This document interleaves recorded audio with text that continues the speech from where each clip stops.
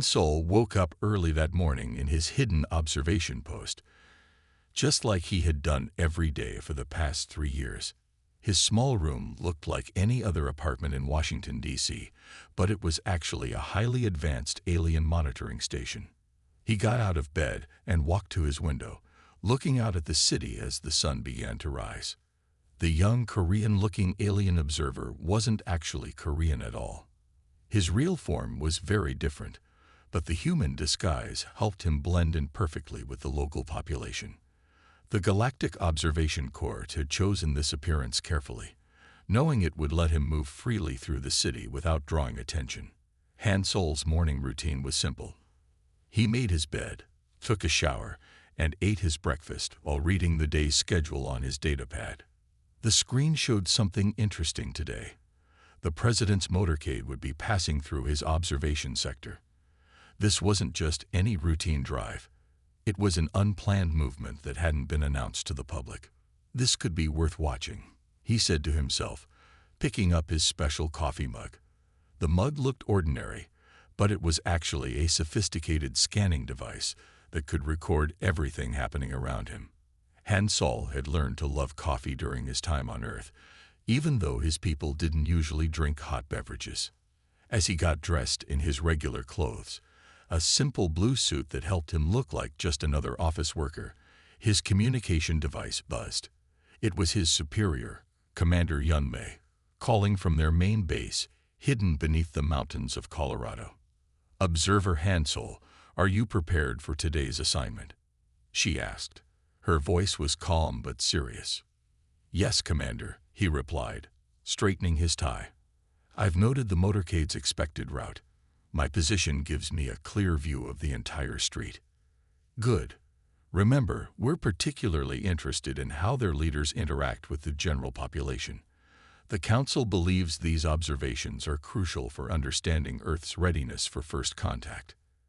Sol nodded, even though this was information he already knew well. His people had been watching Earth for over 50 years, trying to understand if humans were ready to join the galactic community. They were especially interested in how human leaders treated their most vulnerable citizens. Looking at his watch, another piece of advanced technology disguised as an ordinary object, Sol saw it was time to leave for his observation post. He grabbed his briefcase, which contained more scanning equipment, and headed out into the morning crowd. The street was already busy with people hurrying to work. Sol walked among them, carefully observing their morning routines. He still found it amazing how humans could be so different from each other, yet work together to keep their cities running. Some wore expensive suits and carried leather briefcases, while others wore simple work clothes and carried lunchboxes. Reaching his favorite coffee shop, Sol went inside and ordered his usual drink. The young woman behind the counter, Sujin, smiled at him. She was actually human, and Sol had grown to enjoy their small morning talks. It helped him understand human behavior better, though she had no idea she was helping with alien research. "The usual today, Mr. Han?" she asked, already preparing his drink. "Yes, please," he replied, smiling back. "It looks like it's going to be an interesting day." Sujin nodded, handing him his coffee. "I heard there might be some big movement downtown today. Extra police everywhere." Sol pretended this was news to him. "Really? I guess I'll have to be careful on my way to the office." Taking his coffee, he walked to his real destination, a small park bench with a perfect view of the street where the motorcade would pass. His briefcase contained a small lunch, and to anyone watching, he would look like just another office worker taking a break to enjoy the morning sun. As he sat down, Sol activated his neural interface, a tiny device that let him send reports directly to the Galactic Observation Corps' main computer. His thoughts began to form into words on his virtual screen. Earth date, January 27, 2025. Location, Washington, D.C., United States. Observer, Sol. Subject, Presidential Movement Pattern Study. The human leader known as the President is scheduled for unplanned movement through the capital city today. Weather conditions are cold, with temperatures below freezing. Notable observation: despite harsh weather, many humans without proper shelter remain on the streets. This continues to be a puzzling aspect of human society, the contrast between their technological advancement and their inability or unwillingness to care for all members of their species. Hansol paused his recording as he noticed more security personnel appearing on the street. They were trying to blend in, but his enhanced vision could spot them easily. Some in plain clothes, others in uniform, all of them alert and watchful. The morning grew colder, and Hansol watched as people hurried past, collars turned up against the wind.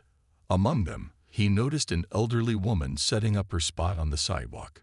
She moved slowly, carefully placing a piece of cardboard on the ground to sit on, then taking out a worn sign asking for help. His sensors automatically began recording her vital signs.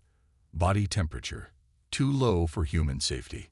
Heart rate, slightly elevated. Nutritional status, poor. Hansol felt something his training hadn't prepared him for: concern. He had been taught to observe without interfering, but sometimes this was harder than his trainers had suggested it would be. More security personnel arrived, speaking quietly into their earpieces. Hansol's enhanced hearing picked up their conversations easily. Eagle is moving. Route is clear. All posts report status. The elderly woman didn't move from her spot, either unaware or unconcerned about the increasing security presence. Hansol's sensors continued gathering data about her. Estimated age 70 Earth years, signs of recent weight loss, clothing insufficient for current weather conditions. He added to his report, security patterns for leadership movement remain consistent with previous observations. However, noting increased efficiency in subtle deployment methods. Human protection services show remarkable ability to secure areas without causing public alarm. The first police motorcycles appeared at the end of the street, their lights flashing. Hansol activated his highest level of scanning equipment, knowing the next few minutes would be crucial for his research. The motorcade was approaching. A line of black vehicles, led and followed by police escorts. Through his neural interface, he could see Commander Yunmei was now actively monitoring his feed.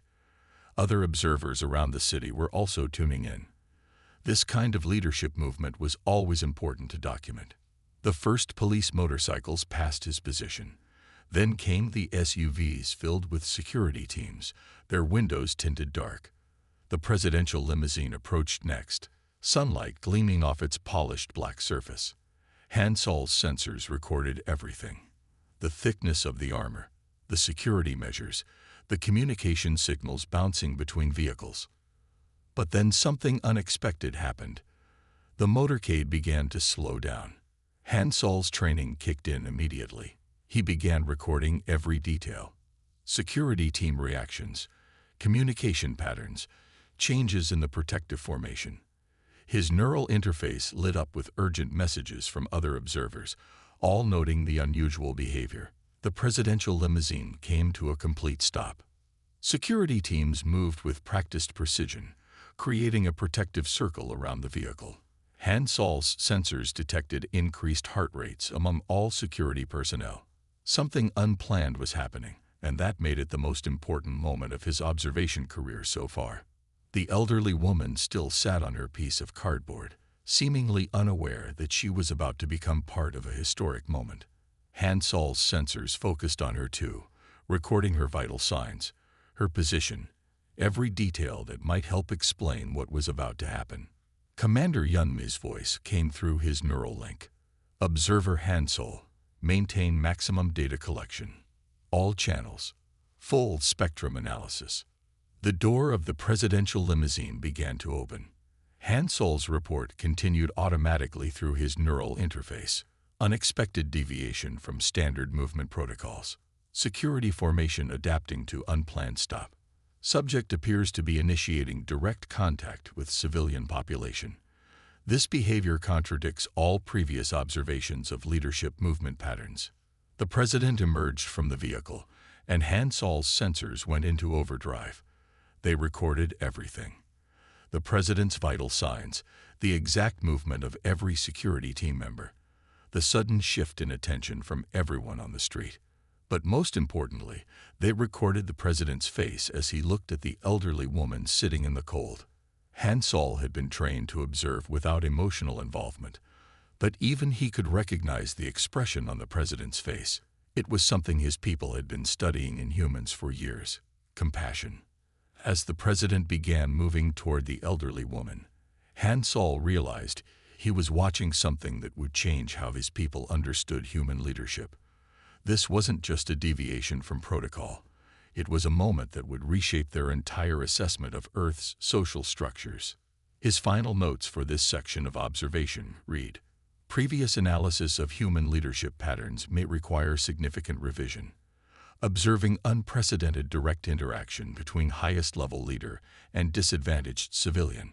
Security protocols adapting in real time to accommodate leadership initiative.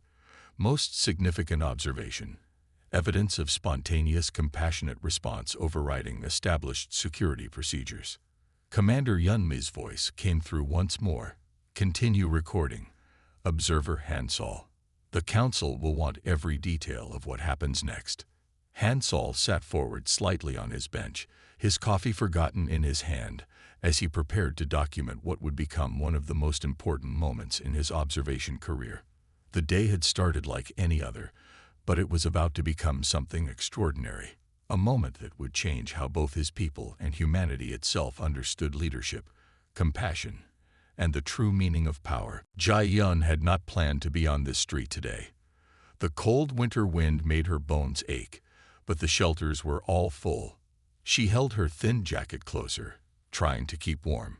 At 70 years old, she never thought she would end up homeless. Just 6 months ago, she had a small apartment and enough money to live on. Then the medical bills came. She watched people walk past her, most of them looking away when they saw her sitting on her piece of cardboard. Some gave her sad looks, but few stopped to help. Jai-yun didn't blame them. She understood that people had their own problems to worry about. The morning grew colder as Jai-yun sat there. Her stomach growled. She hadn't eaten since yesterday morning when a kind shop owner had given her half a sandwich. She held her cardboard sign carefully. The sign told her simple story. Elderly, need help with medical bills, God bless. She noticed more police officers appearing on the street. Some wore uniforms, while others wore regular clothes but walked with the same careful way that told Jai-yun they were security people. In her younger days, she had worked as a hotel cleaner and learned to notice such things about people. Maybe I should move, she thought to herself. Sometimes the police asked homeless people to leave when important people were coming through. But moving meant giving up her spot, and this was a good spot where kind people sometimes shared their food or spare change. Jai-yun saw the first police motorcycles coming down the street. Their lights flashed brightly in the morning sun. Behind them came big black cars with dark windows. She knew this must be someone important, but she didn't expect them to notice her. Important people never did. The sound of engines filled the street as the motorcade approached. Jai-yun kept her head down, not wanting to draw attention. She had learned that being invisible was often safer. The big cars moved slowly past her, their engines making a low humming sound. Then something strange happened. The cars started to slow down even more. Jai-yun heard quick footsteps, security people moving fast. She kept looking down at her cardboard sign, her hands shaking a little from the cold and nervousness. The large black car, the one in the middle of all the others, stopped right in front of where she sat. Jai-yun's heart beat faster. Had she done something wrong? Was she in trouble for being here? She gripped her sign tighter, her cold fingers turning white. She heard a car door open. More footsteps, more movement. Jai-yun finally looked up when she saw expensive black shoes stop right in front of her. Her eyes moved up slowly. Dark pants, a suit jacket, and then she saw his face. Her mouth opened in surprise. She knew this face. Everyone knew this face. The President of the United States stood before her. Security people formed a circle around them, their faces serious as they watched everything around them. But the President wasn't looking at them. He was looking right at Jai-yun. his eyes showing real concern. "Ma'am," he said, his voice gentle, "it's too cold to be sitting out here." Jae-yun couldn't speak. Her English wasn't perfect, but she understood him clearly. She watched in amazement as he took off his warm coat. Before she could say anything, he carefully placed it around her shoulders. "How long have you been out here?" he asked, kneeling down beside her despite his expensive suit touching the cold sidewalk. Six months, Jae-yun managed to say, her voice shaking. "Since hospital bills." The president nodded, understanding in his eyes. He turned to one of his staff members who had rushed up beside him. "Get her story. Full details. I want to know everything about her situation by the time I finish my meetings today." To Jae-yun, he spoke again. "We're going to help you. No one should be out in this cold, especially not someone's grandmother." Tears formed in Jae-yun's eyes. She hadn't cried in months. She had learned that crying didn't help when you were on the streets. But now, the tears came, warm on her cold cheeks. A kind-looking woman in a business suit stepped forward. "Ma'am, I'm going to take you somewhere warm right now. We'll get you some food and proper medical attention. Would that be okay?" Jae-yun nodded, still unable to find words. The president's coat was so warm around her shoulders. She could smell expensive cologne and feel the soft fabric against her neck. The president stood up, but he wasn't finished. He turned to the gathered crowd.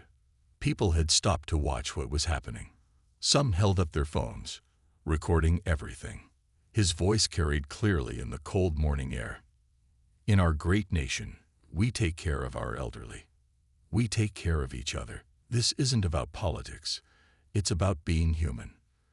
Today, we're going to make sure this lady gets the help she needs, and tomorrow, we're going to work on making sure no one else has to sit in the cold like this." Phones kept recording as the kind woman helped Jae-yun stand up. Her legs felt stiff from sitting so long in the cold. Another staff member carefully picked up her few belongings, a small bag containing everything she owned in the world. As they helped her toward one of the warm cars, Jae-yun heard people in the crowd talking. Some were crying. Others were making phone calls, telling people what they had just seen. She heard cameras clicking and people talking excitedly. The kind woman helped her into a car with soft leather seats. It was so warm inside that Jae-yun's cold fingers started to tingle. As they drove away, she saw the president getting back into his car. The motorcade would continue its journey, but Jae-yun's life had just changed forever.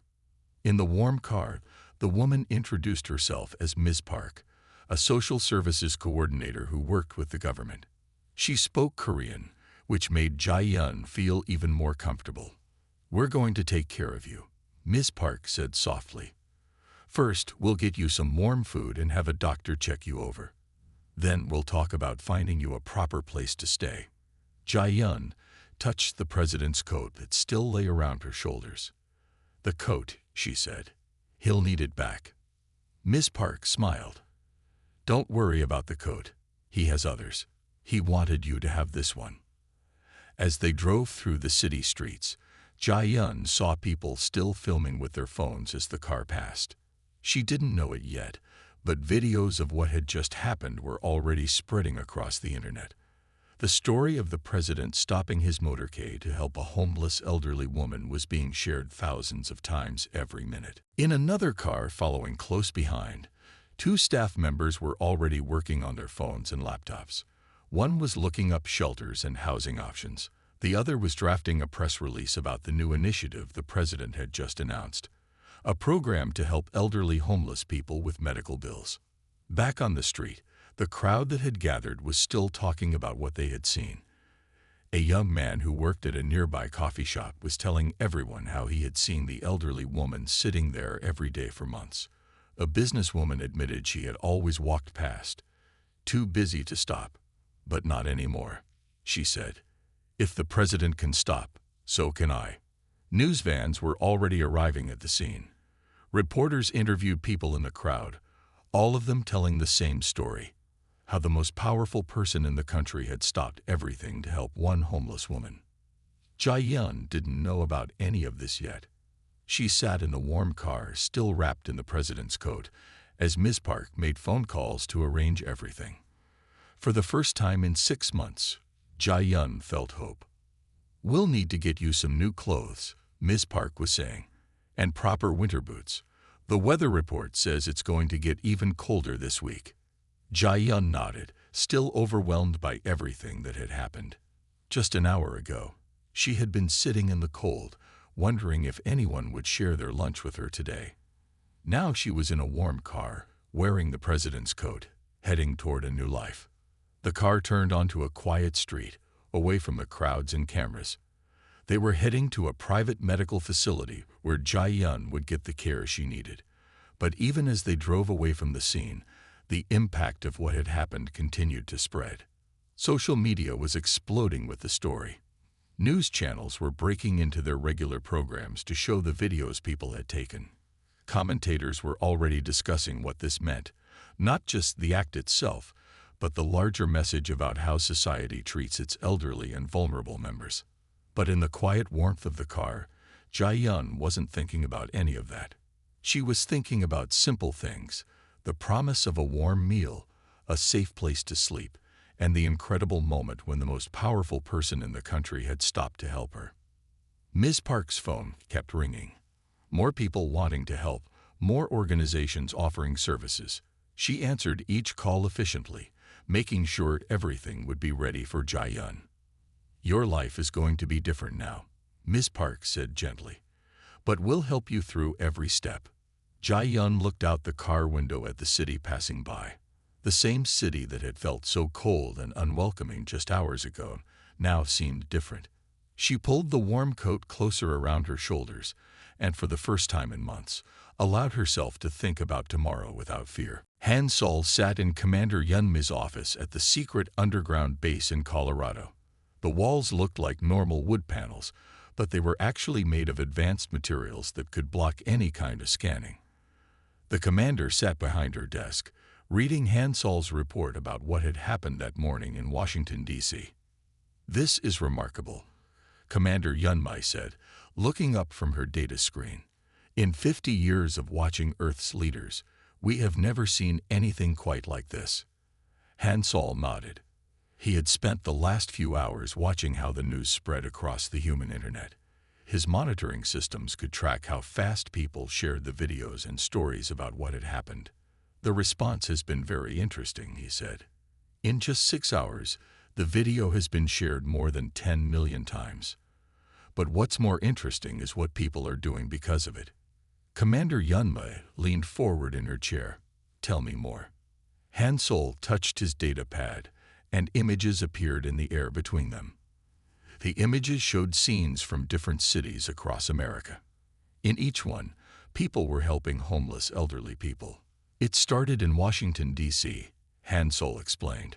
Right after the president left, people from nearby offices and shops began bringing out food and warm clothes to other homeless people in the area. Then it spread to other cities. The images changed to show more scenes. People were calling homeless shelters to volunteer. Business owners were offering jobs. Doctors were promising free medical care to elderly homeless patients. The humans call it the Presidential Kindness Challenge," Han Sol said. "People are challenging each other to help someone in need, especially elderly people who need medical care." Commander Yunmi walked to the large window that looked out over their underground garden. The garden helped their people feel more at home, with its strange purple trees and floating silver flowers. But right now, she wasn't thinking about the garden. "We need to send a special report to the Galactic Council," she said. "This could change everything we thought we knew about human leadership." Han Sol brought up more data on his screen. "There's something else interesting. The president's staff didn't plan this. Our monitors show it was a completely spontaneous decision. He saw Jai-yun through his window and made the choice to stop right then." The commander turned back to face him. "What about the woman, Jai-yun? What has happened to her?" Han Sol smiled. This was the part of the story he liked best. He brought up new images showing Jai-yun in a clean, warm hospital room. She was wearing new clothes, and doctors were taking good care of her. The hospital found out she has several health problems that need treatment, he explained. But that's not the amazing part. When people heard her story, they started sending money to help pay her medical bills. In just one day, they have raised enough money to pay for all her treatment and give her a safe place to live for the next 5 years. Commander Yunma sat back down at her desk. She began typing quickly on her datapad. The Council needs to know about this. For years, we've worried that Earth's leaders were too focused on power and not enough on caring for their people. This shows us something different. Han Sol brought up more images. These showed other world leaders responding to what had happened. Presidents and prime ministers from other countries were starting similar programs to help their elderly homeless citizens. It's not just America anymore, he said. The impact is spreading globally. Our observers in other countries are sending similar reports. People everywhere are trying to copy what they saw the president do. The commander nodded as she continued typing her report.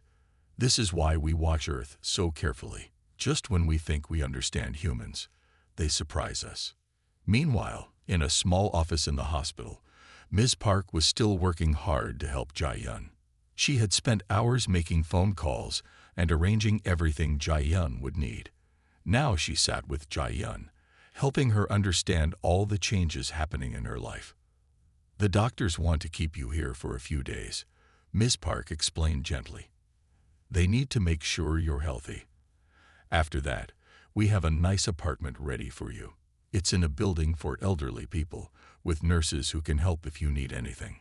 Jai-yun sat in her comfortable hospital bed, still wearing the president's coat even though the room was warm. She hadn't wanted to take it off. To her, it was a symbol of the moment her life changed. I don't understand, she said softly. Why are so many people helping me now? Miss Park showed Jai-yun her phone, where she could see the videos of what had happened that morning. Jai-yun watched with tears in her eyes as she saw herself on the screen, saw the president kneel beside her, saw how he put his coat around her shoulders. You've become a symbol, Ms. Park explained. People saw what happened and realized they needed to do more to help others. Your story has touched millions of hearts. In another part of the hospital, doctors were meeting to discuss Jai-yun's care. They had found several health problems that needed treatment, but they were all fixable with proper care.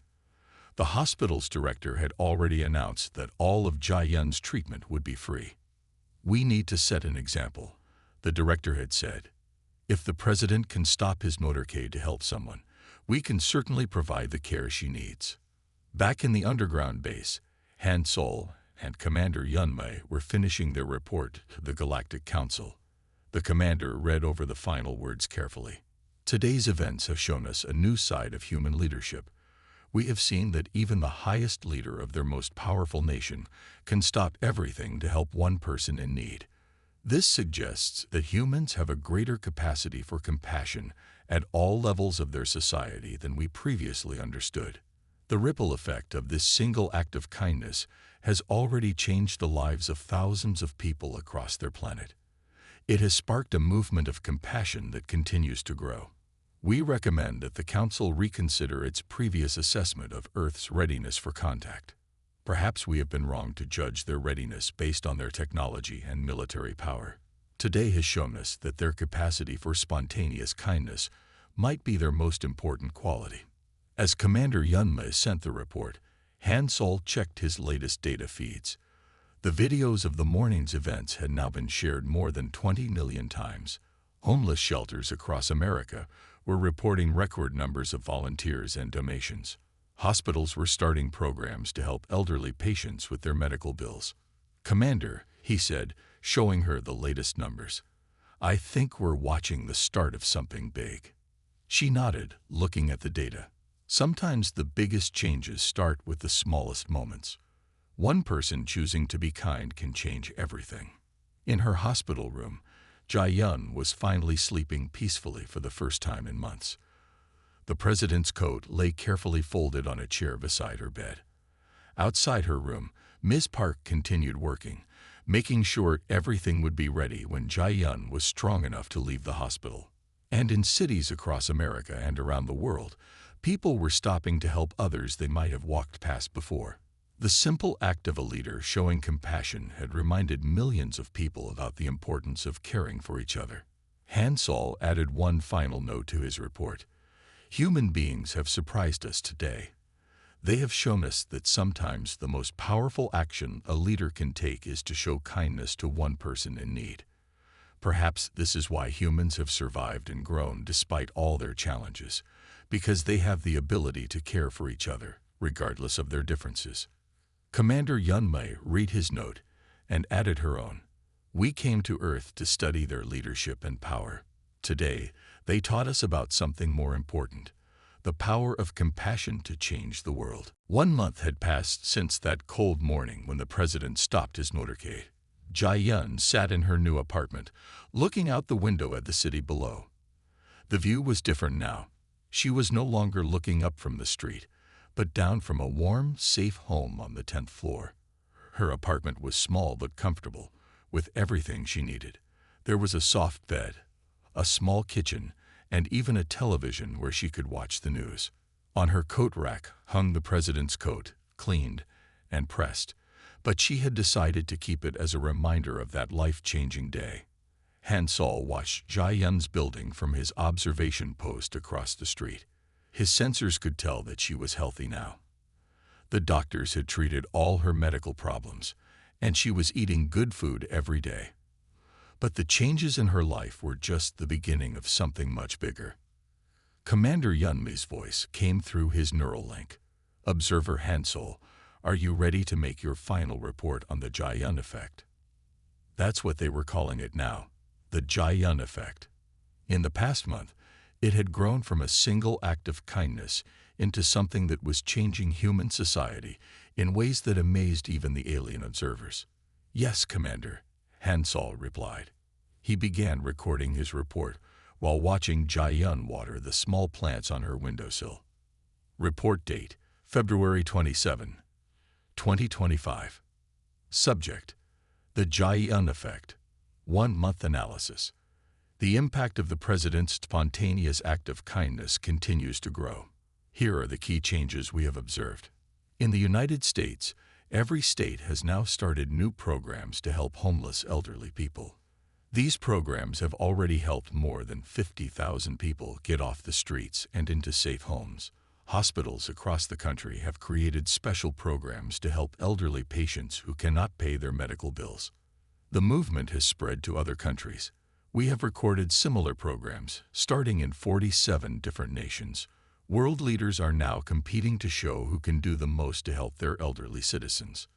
But the most interesting changes are happening at the local level. Regular people are finding new ways to help each other. Our observers have recorded millions of small acts of kindness that were inspired by what happened that morning. Hansol paused his recording as he saw Ms. Park arrive at Jia-yun's building. The social worker still visited Jia-yun every week, not because she had to, but because they had become friends. His sensors picked up the bag of fresh fruit Ms. Park was carrying. She always brought healthy food for Jia-yun. In her apartment, Jia-yun welcomed Ms. Park with a warm smile.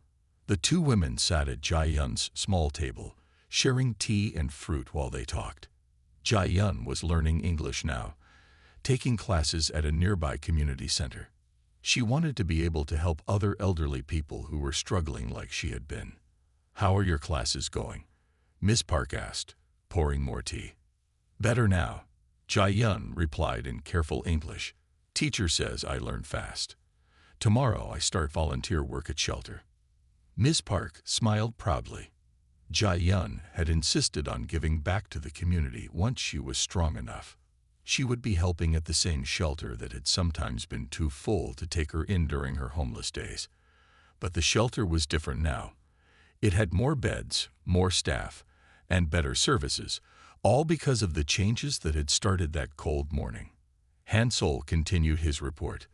The human concept of paying it forward has become central to this movement. People who receive help are inspired to help others. This creates a continuous cycle of kindness that keeps growing. The most surprising change has been in human leadership behavior. we have recorded a 300% increase in direct interactions between high-level leaders and ordinary citizens. Leaders are spending more time in their communities, talking to people, and solving problems personally rather than just through policies. In the weeks since that morning, the president had started a new tradition. Every week, he would stop his motorcade at least once to talk to ordinary people. Sometimes he helped homeless people like Jai-yun. Other times he visited small businesses or schools. Each stop was unplanned. He would simply see something or someone that caught his attention, and he would stop to help. Other world leaders were doing the same thing. The Prime Minister of Canada had helped a young family fix their broken-down car. The President of France had stopped to help an elderly man carry his groceries. The Prime Minister of Japan had spent an hour talking to homeless teenagers and then created a new program to help them. Commander Yunmei sent a message through the neural link. The Galactic Council has reviewed our reports. They are very interested in these changes. Add your personal observations to the final report. Han Sol watched as Jai-yun and Ms. Park looked at pictures on Ms. Park's phone. They were photos from the new shelter program Jai-yun would be helping with. In 1 month, it had already helped hundreds of elderly homeless people get medical care and safe housing. He continued his report. My personal observation is that humans have an extraordinary ability to learn from example. When their leaders show kindness, it creates a permission structure for everyone to be kind. The simple act of one leader stopping to help one person has grown into a movement that is changing their whole society. The Jai-yun effect shows us something important about humans. They are capable of rapid social evolution when inspired by positive examples. This suggests that they might be more ready for galactic citizenship than we previously thought. In her apartment, Jai-yun was showing Ms. Park something new. She had started keeping a journal. She wrote down every act of kindness she saw or heard about. The journal was already half full. People helping people, neighbors caring for neighbors, strangers becoming friends. She wanted to record it all. Why do you write these things down? Ms. Park asked. Jai-yun thought carefully before answering. To remember that good things happen, that people can change, that one person being kind can change many lives. Han Sol added this conversation to his report. The alien observers had learned to pay attention to these quiet moments of human wisdom. Sometimes the most important insights came from the simplest words. Commander Yunmei sent another message. The Council wants to know, do you think this change will last? Han Sol looked at his data screens. The numbers were clear. Even after a month, the movement was still growing. More people were helping others every day. More leaders were showing kindness in public ways. More programs were being created to help those in need. He added to his report, all evidence suggests this is not a temporary change. The humans have a saying, actions speak louder than words. When their leaders act with kindness, it changes how everyone behaves. This creates new patterns of behavior that become permanent. The Jai-yun effect has shown us that humans don't just learn from success or power, they learn from kindness. This might be their greatest strength as a species. As evening fell, Jai-yun and Ms. Park finished their tea. They had made plans for tomorrow. Jai-yun would start her volunteer work at the shelter, helping other elderly people find the same kind of help that had changed her life. Han Sol watched as Ms. Park left the building. His sensors picked up more data. Jai-yun's health was good.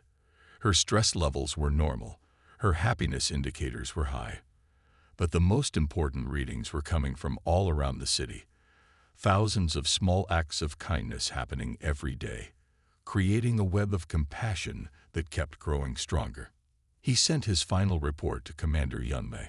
1 month ago, we watched a single act of kindness change a woman's life. Now we are watching that kindness change the world. Perhaps this is what we have been looking for all along, not advanced technology or powerful weapons, but the simple ability to care for one another. The Jai-yun effect has taught us that human leadership is at its most powerful when it is at its most compassionate. This might be the key to humanity's future among the stars. In her apartment, Jia-yun got ready for bed. She looked out her window one last time at the city lights. Somewhere out there, other elderly people were still homeless and cold. But tomorrow she would help change that, one person at a time, just as someone had changed her life one cold morning a month ago. She touched the president's coat hanging by her door. It was more than just a coat now. It was a symbol of how one small act of kindness could grow into something that could change the world. Hansol sent his final message for the day. End report. Continue observation. He watched as Jia-yun's lights went out. Tomorrow would bring new changes, new acts of kindness, new chances to understand these remarkable humans. The city slept, but the Jia-yun effect continued to spread, touching more lives, changing more hearts, showing the world that sometimes the greatest power comes not from strength or wealth, but from the simple choice to stop and help someone in need.